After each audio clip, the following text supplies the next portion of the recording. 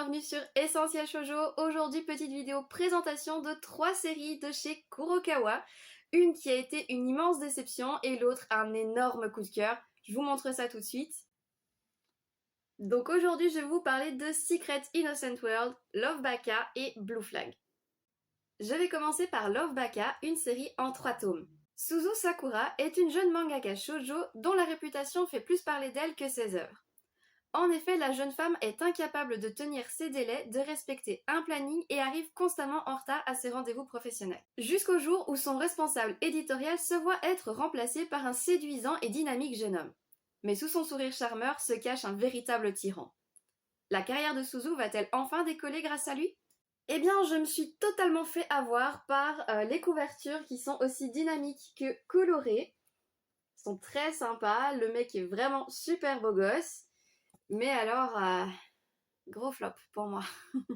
Voilà, les couvertures sont super sympas, le pitch me semblait vraiment très attrayant et finalement je me suis complètement fait berner, c'était pas du tout ce que j'imaginais, c'est super décevant. J'ai eu beaucoup de mal à terminer cette série de 3 tomes tellement elle me semblait pénible.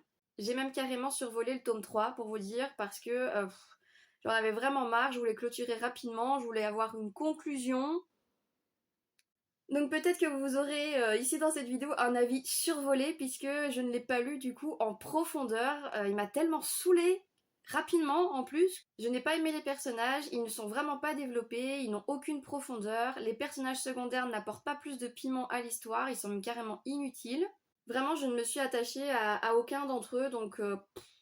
Certes, Hasegawa est carrément sexy, il est super séduisant dans son rôle de tyran, mais ce qu'il demande à sa mangaka, c'est juste la base, de respecter ses délais, d'avoir un scénario correct et juste un comportement professionnel adapté et il demande pas la lune quoi. En plus, il reste professionnel malgré le harcèlement que Suzu lui fait subir, vraiment ses comportements bizarres, absurdes et carrément intrusif. Vous aurez compris que le personnage de Suzu c'est vraiment celui que j'ai moins aimé, je n'ai pas du tout accroché à cette héroïne et ce dès le départ de la série. Ils ont poussé à l'excès les caricatures sur les mangaka, les gros clichés tels que leur irresponsabilité professionnelle mais aussi le côté négligé. En plus elle a une propension à se victimiser, à s'auto-flageller. Elle se fait des films sur n'importe quel mot et n'importe quelle phrase, c'est tiré dans tous les sens et après elle joue les drama queens. Oh, je n'en pouvais plus de ce personnage. J'ai trouvé ça vraiment fatigant. Chaque planche qui se caractérise comme étant dynamique met en scène ces délires qui se veulent gaguesques, mais finalement ça rend les scènes répétitives et leur fait perdre tout intérêt comique. L'histoire tourne en boucle car sur les 3 volumes qui veulent montrer l'avancée de la carrière de Suzu, eh bien finalement on n'en voit pas grand chose. De même que pour la romance qui se conclut sur une fin ouverte sans réelle consistance, ni de réelles scènes intimes, romantiques, tout se passe uniquement dans sa tête. Vous l'aurez compris, je n'ai vraiment pas aimé cette série, c'est pourquoi je lui ai mis un 7 sur 20. Ça me semble encore trop gentil, mais il y a quand même des points positifs, c'est-à-dire les dessins, c'est animé, c'est comique, mais c'est trop. C'est trop lourd, ça m'a trop saoulée à un moment donné. Je pense que ça aurait pu se conclure en un tome, voire en 2 maxi. Mais 3, je voyais vraiment pas l'intérêt à cause de cette redondance de scène. Ça va partir au bac. On enchaîne avec les 2 tomes de Secret Innocent World. Ritsu est comptable, elle est du genre sérieuse, quoique un petit peu trop rigide. Elle cache sa passion pour les animés de Magical Girl et le cosplay, jusqu'au jour où un de ses collègues va la rencontrer à une convention sous la forme de Lilika. Kazami, qui est un grand fan du personnage, va alors lui faire une proposition des plus surprenantes. Il l'invite à faire une colocation qui profitera ainsi aux 2 parties. Ritsu pourra entièrement se consacrer à ses passions du moment qu'elle reste cosplayée afin que le jeune homme puisse profiter de la vie de tous les jours avec son idole. Honnête, juste mais inflexible au travail, Ritsu est en réalité une jeune femme investie, indépendante et pétillante. Célibataire depuis toujours, c'est l'occasion pour elle de faire croire à sa mère qu'elle est casée afin qu'elle ne soit plus harcelée à propos du mariage. Quant à Kazami, son collègue, il est l'homme à marier de leur entreprise. Il est beau, intelligent, charmant, empathique et profondément gentil.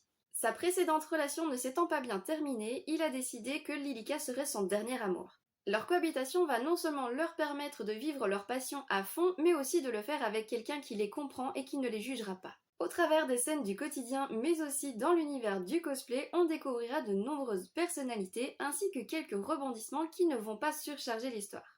Les styles des personnages sont très beaux, c'est tout à fait mon genre. Les planches sont douces et joyeuses avec des dessins animés et élégants. Au niveau de la romance et des scènes romantiques, j'en attendais peut-être un petit peu plus. Les péripéties s'enchaînent rapidement et le temps passe très vite. Étant donné le peu de volume de cette série, il semble logique qu'elle manque un peu de profondeur et de détails.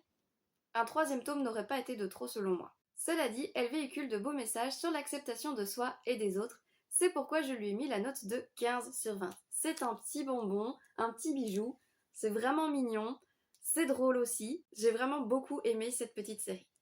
Voici donc mon préféré de cet épisode, Blue Flag.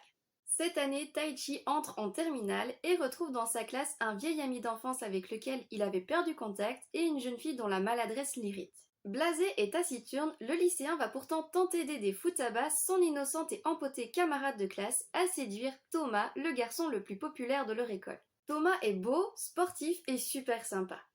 Heureux de retrouver son vieil ami, il ne voit pourtant pas venir le triangle amoureux dans lequel il sera pris.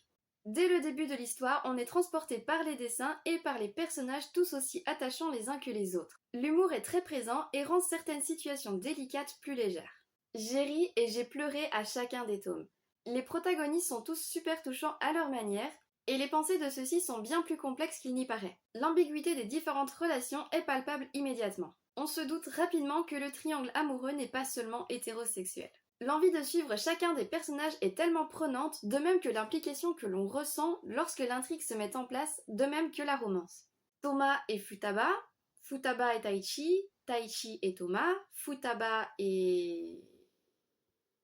Sincèrement, j'aurais aimé que chacun des couples se concrétise tellement ils sont mignons. J'aime beaucoup les couvertures également, elles sont colorées et magnifiques, un peu dans le style de la série Orange que j'aime énormément. Et bien que les dessins soient simples, ils restent beaux. C'est un shonen et on le retrouve bien dans le style des dessins et des planches. Les expressions faciales des personnages sont très drôles mais peuvent également être émouvantes. Les changements d'ambiance sont bien marqués et les intrigues sentimentales sont aussi complexes que délicates. La sexualité, l'attirance et l'amitié sont les sujets centraux de cette histoire. Amis, amoureux, rivaux, ces lycéens cherchent à dépasser les cases que la société a construites tout en essayant de comprendre leurs sentiments propres et ceux de leurs compagnons.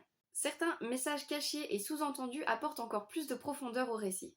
Beaucoup de choses sont remises en question dans cette série, mais je pense que l'impression que l'on a de notre lecture se base aussi sur notre propre interprétation et notre compréhension du sujet.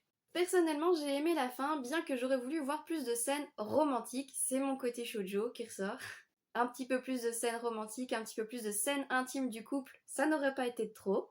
Mais au final, je suis super satisfaite des situations de nos personnages à la conclusion de ces 8 tomes. Le message que cette histoire a tenté de nous faire passer, peut-être de manière un peu maladroite tant le sujet est délicat, mais pour moi est empreint de bonté, de bienveillance et de tolérance. C'est pourquoi je lui ai mis la superbe note de 18 sur 20. Un très gros coup de cœur, j'ai adoré. Je vous dis, j'ai ri, j'ai pleuré, je me suis attachée à chacun des personnages, la moralité finale, les sous-entendus, tout est vraiment extra. Pourquoi pas 20 dans ce cas? Eh bien parce que le style de dessin me plaît un peu moins, c'est un peu moins girly, un peu moins shoujo que j'ai l'habitude, que je préfère.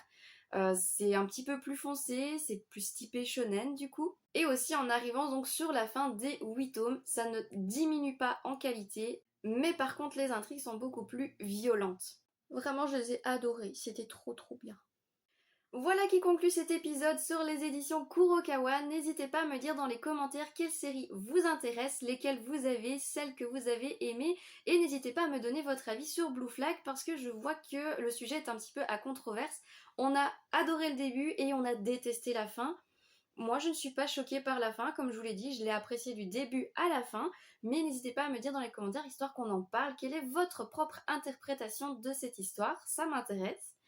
N'hésitez pas à liker, à commenter, à partager et à vous abonner si la suite de la lecture de cet énorme monstre vous intéresse. Et en attendant la prochaine vidéo, je vous dis ciao!